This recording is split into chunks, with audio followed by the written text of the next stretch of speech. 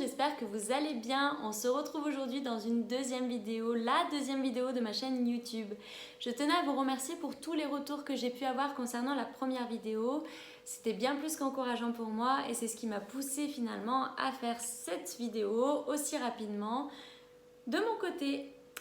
Dans cette vidéo, on va parler du coup des a priori que nous pouvons avoir sur certaines boissons. Donc j'ai sélectionné volontairement 3 boissons puisque j'ai souvent des retours sur celles-ci et puis finalement le but n'étant pas de faire des vidéos d'1h30, il a fallu faire un choix. On va commencer par le lait. Le lait est souvent dit comme indigeste. Alors beaucoup ne comprennent pas pourquoi ils ne le digèrent pas, voire plus, alors qu'à l'époque ce n'était pas vraiment le cas. Il faut savoir que le lait contient son propre sucre qui est appelé le lactose. Ce lactose est digéré par la lactase, ce qui est une enzyme. Et cette enzyme, elle est produite par notre corps. Donc finalement, quand vous allez apporter du lactose, vous allez produire une lactase et digérer ce lactose, tout se passe très bien.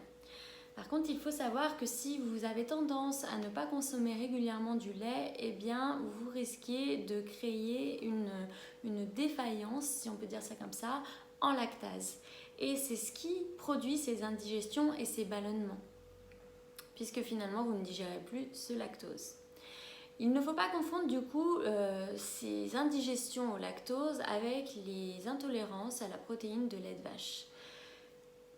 Si vous prenez un yaourt et si vous prenez du fromage, il faut savoir que ce lactose a été combiné aux bactéries volontairement pour créer cette nouvelle texture et donc ce lactose est transformé en acide lactique. C'est bien pour ça que parfois c'est seulement le lait qui crée ces indigestions et pas forcément le fromage ni le yaourt. Donc ça c'est une première chose et il ne faut surtout pas confondre du coup les intolérances aux allergies et les indigestions que l'on peut avoir et qui sont totalement naturelles. Ça, c'est une première chose pour finalement en arriver à une déduction que finalement, si on doit éliminer les produits laitiers de notre alimentation, eh bien, il faut absolument les remplacer. Et j'insiste dessus, pourquoi ? Il faut les remplacer par des produits, si vous voulez, végétaux. Là n'est pas la question et ni le problème. Mais il faut absolument que ce soit des sources de calcium. Puisque finalement, jusqu'à l'âge de 20 ans, vous allez créer plus de tissu osseux que vous n'allez en détruire. Il faut savoir que le tissu osseux, c'est un tissu qui vit, qui se détruit et qui se reconstruit. C'est bien pour ça qu'il est possible de réparer une fracture, une entorse. Alors ce tissu, il va être ensuite, après 20 ans, dans un bilan finalement qui n'est ni positif ni négatif, dans la stagnation, il y a autant de création que de destruction du tissu osseux. Mais il faut savoir que ce bilan calcique, il devient négatif à partir de 50 ans et souvent, mesdames, à l'âge de la ménopause. Et si vous n'avez pas apporté assez de calcium tout au long de votre vie pour cette création osseuse, eh bien vous risquez de vous retrouver avec une ostéoporose qui se traduit par des cassures du col du fémur par exemple. C'est pour ça qu'il est important d'arriver à combler tous les besoins calciques tout au long de notre vie, puisque si je schématise tout ce que je viens de vous dire, vous êtes dans la croissance du tissu osseux jusqu'à 20 ans, vous êtes dans la stagnation jusqu'à 50 ans, et arrivé 50 ans et donc la ménopause, vous allez avoir plus de destruction du tissu osseux que de création, et on se retrouve sur cette pente-là, qui est une pente négative. Donc pour ça, aidez-vous des laits végétaux, des amandes par exemple. Faisons maintenant un autre point sur les sodas. Alors je prends volontairement certains sujets puisque c'est souvent ce que j'entends finalement en consultation. Les sodas qui sont dits light, qui sont dits zéro. Très souvent on me dit, eh bien non, il y a autant de calories, il y a autant de sucre, c'est pas vrai, hein. Alors, non. Dites-vous que dans la législation, il est obligatoire de ne pas faire de l'étiquetage mensonger. L'étiquetage est censé et est purement la vérité. C'est-à-dire que si c'était le cas, tout le monde se mettrait un Nutri-Score noté A et puis tout le monde baisserait les taux de sucre et de matière grasse dans les produits. Puisque finalement aujourd'hui on est nombreux à essayer de lire les étiquetages et à les lire plutôt bien et à être informés sur les taux de sucre à ne pas dépasser, de sel et de matière grasse. Donc si sur votre canette de coca il y a 1 calorie, eh bien c'est parce qu'il y a 1 calorie et pas plus. On est d'accord, je ne vous encourage pas non plus à boire ces boissons light puisque parfois elles sont souvent source d'un plus grand appétit par la suite et puis elles sont souvent dites cancérigènes à haute dose. Mais il n'empêche que les édulcorants sont de plus petites teneurs caloriques et pour autant ont un fort pouvoir sucrant. Et quand on me demande finalement quel est le choix à faire, c'est un peu choisir entre la peste et le choléra, c'est-à-dire que vous allez avoir beaucoup de sucre dans les sodas dits normaux et puis ce sucre va vous entraîner finalement des hyperglycémies, un diabète à long terme et puis une obésité, un surpoids, etc. Et puis finalement vous allez avoir les édulcorants qui eux vont vous apporter un plus grand appétit par la suite et puis voilà, à la longue, vous risquez de déclencher des cellules cancéreuses.